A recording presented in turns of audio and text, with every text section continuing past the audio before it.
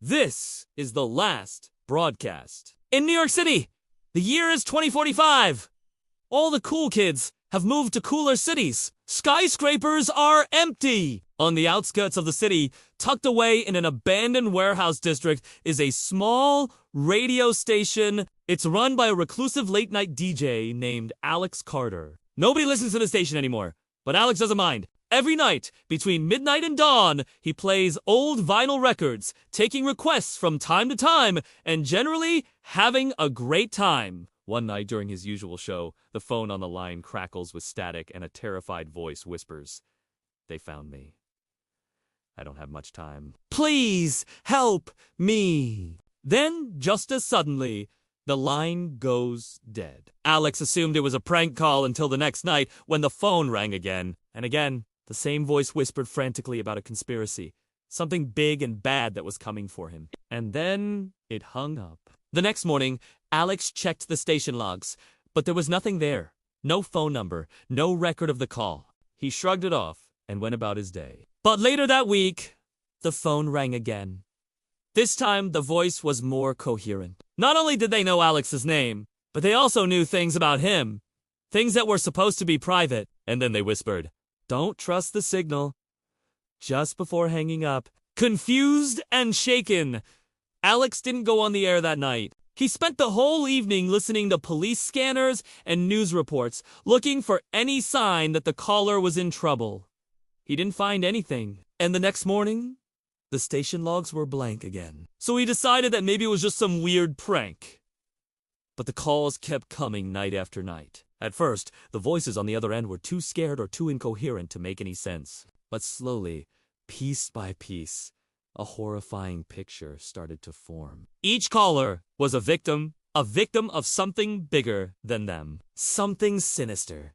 Something that would soon come for Alex too. Then the calls became more frequent. Sometimes multiple calls in a single night. And each call contained more information. Little pieces of a twisted puzzle that showed a dark underbelly to the city, things that hadn't happened yet, accidents, crimes, deaths. And then when Alex checked the news the following day, every single thing turned out to be true. That's when he realized what was happening.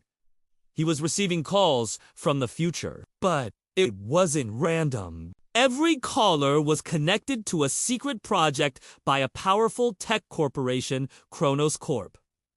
They were experimenting with time manipulation, folding the future back into the present and using the human mind as a conduit. And now the victims were calling him from beyond the grave. Alex didn't know why he was being targeted, but he could feel the darkness closing in. The calls became more urgent, more desperate, until finally, one night, the voice on the line belonged to someone he knew. One of his old friends from college. But the voice wasn't his friend's. It was a hollow shell, twisted and corrupted by whatever Kronos Corp was doing. And the last thing he said was, "Don't trust the signal," before his voice was cut short by a sickening thud. Alex knew he had to do something. But what? He didn't have much time. The calls came in threes, and the last call was always a warning. The second to last call was an accident waiting to happen. And the first call meant death. The first call was from his friend, Mark. The second call was from a woman named Sarah, who lived in the apartment above him. And the third call would be his. He packed a bag, grabbed his guitar, and headed out into the night. As he walked, he listened to the police scanner, hearing his own voice on the other end saying, "There's been a murder on Elm Street." The victim is a white male, approximately 30 years old, wearing a blue hoodie and jeans. He quickened his pace, knowing that whoever was controlling this was close behind him. Then the sound changed, becoming distorted and mechanical. The subject is attempting to flee. He is heading north on foot. Repeat.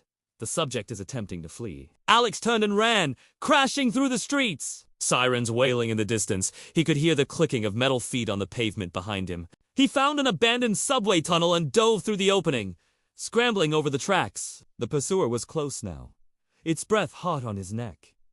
Then, just as suddenly, it stopped. There was a moment of silence, and then the clicking started again. It was coming back for him! As the clicking grew louder, Alex fumbled with the controls, desperately trying to get the train moving. The doors hissed open and he dove inside. collapsing on the floor. The doors closed just as the pursuer reached them, blocking its view. Alex slumped against the wall, listening as the creature pounded its fists against the doors. When it finally stopped, he dared to look up. Staring back at him were the cold, emotionless eyes of a machine. And then it spoke, its voice raspy and distorted. "Hello, Allah! I've been expecting you!" And that's when Alex realized he'd made it. He was inside the machine.